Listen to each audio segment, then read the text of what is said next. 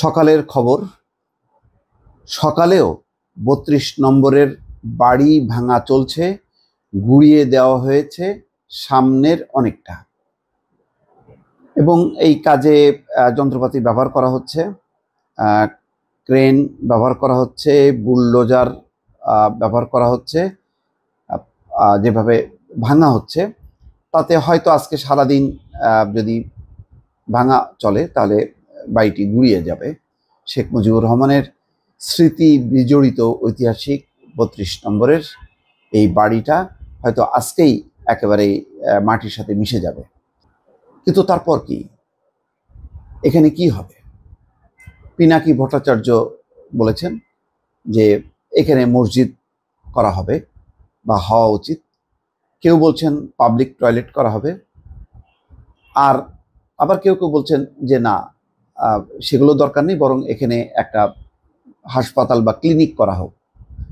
নানা রকমের নানা জনের নানা পরিকল্পনা, কিন্তু সরকারের পক্ষ থেকে কিন্তু কোনো বক্তব্য নেই এখন পর্যন্ত। অথচ সরকার একটা আছে, আমাদের এখানে একটা সরকার আছে, এটা গণ অভ্যুত্থানের সরকার।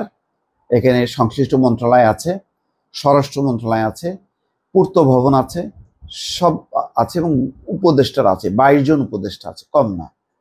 অন্তর্বর্তী সরকার বা তত্ত্বাবধায়ক সরকারের পরিধি এত বড় হয় না, কিন্তু এই সরকার একটা মোটামুটি একটা রাজনৈতিক সরকারের মতন একটা পরিধি আছে, অনেক জন উপদেষ্টা আছেন।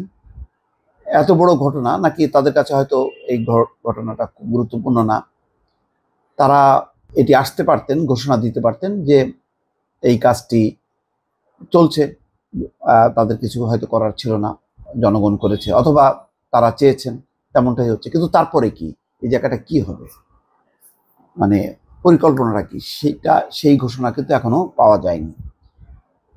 যে খবরটা বলা হচ্ছে তাতে আছে যে রাজধানীর ধানমন্ডির ৩২ নম্বরে বৃহস্পতিবার সকালেও শেখ মুজিবুর রহমানের বাড়ি ভাঙা চলছে।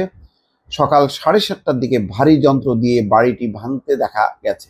বাড়ির সামনের অংশে 3 তলা পর্যন্ত অনেকটাই গুঁড়িয়ে দেওয়া হয়েছে। রাতে যারা ছিলেন তাদের অনেককেই সকালেও বাড়ির সামনে দেখা গেছে।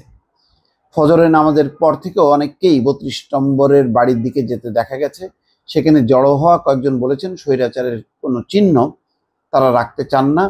ভবনের বড় অংশ ভাঙলে মানুষকে উল্লাস করতে দেখা যায়। সকালে ক্রেন এবং এক্সকাভেটর দিয়ে বাড়িটির বিভিন্ন অংশে ভাঙতে দেখা গেছে। কিছু জায়গায় আগুন জ্বলতে দেখা গেছে। বাড়ির বিভিন্ন অংশে লাল কালি দিয়ে লেখা ছিল স্বৈরাচার সাবধান। ভারতে পালিয়ে যাওয়া স্বৈরশাসক শেখ হাসিনার বক্তব্যকে প্রচার, তার ভাষণ দেবেন। এই ঘোষণা পর দেশ এবং বিদেশ থেকে ফেসবুকে আহ্বান জানানো হয় বুলডোজার অপারেশন চালাতে। সেই অনুযায়ী 7:30-8টার মধ্যেই জড়ো হয় লোকজন, এবং তারা একে একে ভাঙতে শুরু করে, এবং সেটি সারা রাত ধরে চলেছে, সকালেও চলছে। শেষ পর্যন্ত কি হয় এখন সেটি দেখার বিষয়, অর্থাৎ এই জায়গাটার পরিকল্পনা কি সরকারের, সেটা নিশ্চয়ই দেশবাসী জানতে পারবে। দর্শক, ভালো থাকবেন। আল্লাহ।